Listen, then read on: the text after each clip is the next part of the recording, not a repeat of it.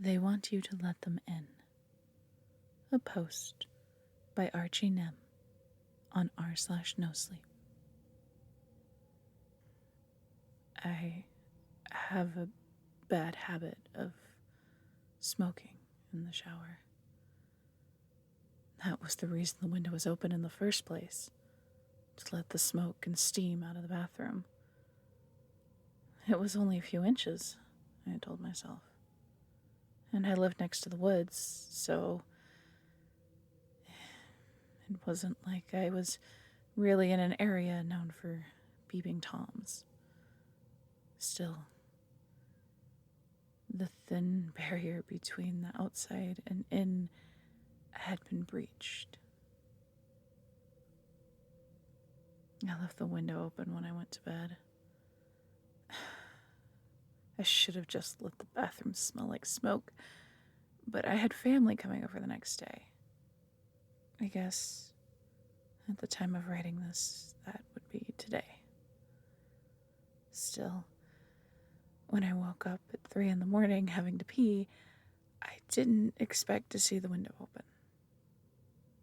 Even less so did I expect a voice to come from the other side of it. Hello, may I come in? Said a man's voice outside my window. It sounded happy, gleeful almost. It had a deep, resonant quality that almost made it sound like multiple voices. No, thank you, I said. Stupid to respond, perhaps, but he clearly knew I was there. And again, I was half awake. The voice behind the window started again. Oh, that's so fun. Won't you play along? It asked. The timbre of his voice sounded almost disappointed, but I could still hear the smile behind it, and it sickens me to my core. All of a sudden, I hear a loud and immediate knock at my front door. Delivery? Said a slightly lower voice than the one at the window. I walked slowly across the tile, taking my time. When I reached the front door and finally looked through the peephole, there was no one there. As soon as I pulled away, the voice came again. Special delivery. Won't you sign for your package? It asked cheerfully. I realized that voice sounded too loud, too clear, as if someone had been using a microphone. I was shaking my head no, but I realized I hadn't responded aloud to the voice. I'll get it in the morning. Thank you, I said, still trying to somehow appease the voice that was very clearly, impossibly on every side of my house. The shock still hadn't hit me. It was too early to fully comprehend the severity of the situation. Please, sign for the package. Open the door. Let me in. The deep voice was still jovial, but pleading now. It almost played on my sympathy. Almost. No one delivers mail at 3 a.m. Whatever you are, I won't let you in. It was so hard being blunt in the face of the pure, unadulterated terror I felt. But I knew that my terror was what it wanted. What it was trying to feed on. I tried to act quickly. I ran back to the bathroom as swiftly as I could, slamming shut the window in a futile attempt to get away from the voice's attention. Walking up close to the window filled me with dread and made the hairs on the back of my neck stand up. But still, I approached the window. Nearly the second it was closed, something hit the window. Hard. I jumped back in surprise. It took me a full minute to recognize the face of one of my neighbors, a quiet woman from next door, pressed firmly against the glass. The angle that her head was facing made it very clear that there was no body beneath it, as her neck was stuck to the left side of the window, clearly being held up. I retched, but I couldn't keep my eyes away from where I knew my captor was standing, just to the left of my window. Oh, neighbor. Came a practically singing voice, still the same voice as each time, but this time a mockingly high pitch, clearly trying to emulate a woman's. Won't you let me in? It asked. Something's out here trying to rip me into bloody fucking pieces. I stood absolutely still, as if I could still pretend to not have heard the voice. What options did I have in this moment? What could I do against a force that clearly had me surrounded and took pleasure in the fact? Neighbor, please let me in. Please. The falsely high pitched voice was now begging. He'll kill me. He'll dismember me. Who knows what he'll do to me then? Let me in. Let me in. Let me in. The end of each sentence was punctuated by a slam of her head against the window. I was crying now, unable to stop myself. I had done nothing to deserve this, nothing to provoke whatever creature was hunting me. Your lips aren't even moving, I whispered. This made the begging stop. And for a moment, I thought I'd beaten the thing with just my words. I was so hopeful that this waking nightmare could come to an end, but I didn't even question why that would give it pause.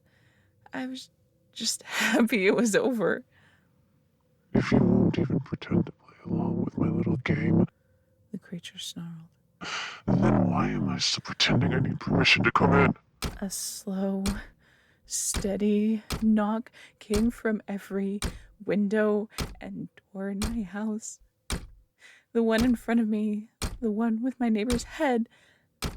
The knocking was being made by slamming her face into the window over and over again, turning it slowly into a bloody mess as I watched her skull fracture, and even then it did not stop.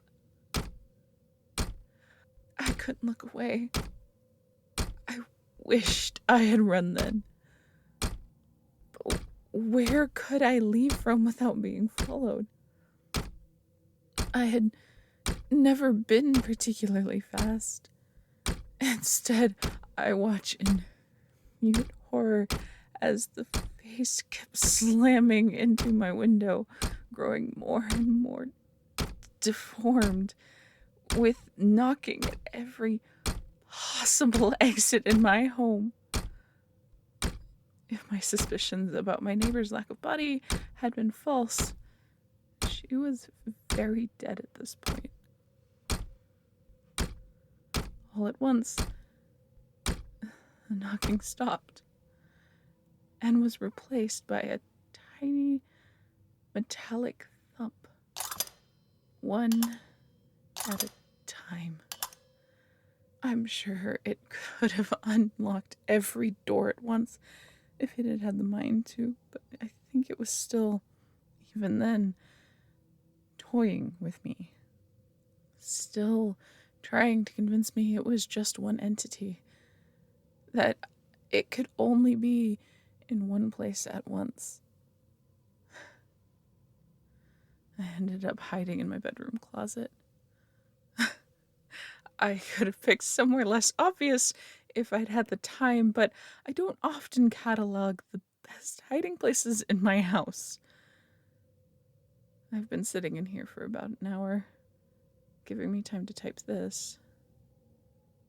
I think this is what it wants to be known. I can hear it against the tile floor. It paces back and forth across my bedroom, claws skittering against the floor, back and forth. Sometimes, when it's closer, I can smell a musky forest scent mixed with the clear, unambiguous scent of my neighbor's blood. I tried calling the police, of course, but as the phone rang, I could hear the claws stop dead in their tracks, and I knew punishment for telling them what was going on was going to be severe. I knew somehow that I was already dead, and this would simply speed up the process. I tried then to call some of my loved ones to let them know I loved them. When I did this, the voice laughed uproariously, so much so that I knew they wouldn't be able to hear a word I said. When it laughed, I realized that it now sounded less loud, less clear than before, muffled behind the door of my closet. That's where I am now. I know that it's getting reckless. I know that it's waiting for me to finish typing this so that the other people can know it, can begin to fear it before it even comes for them. I wish I had advice or a moral. I wish the story could have been a warning, like, don't talk back to the voice outside your window at night. I wish all of those things, but I know I was doomed from the moment I heard the voice, probably even before then. Because I realized too late that the voice had been coming from outside my window. The two were unrelated. The voice had been coming from inside my house the whole time.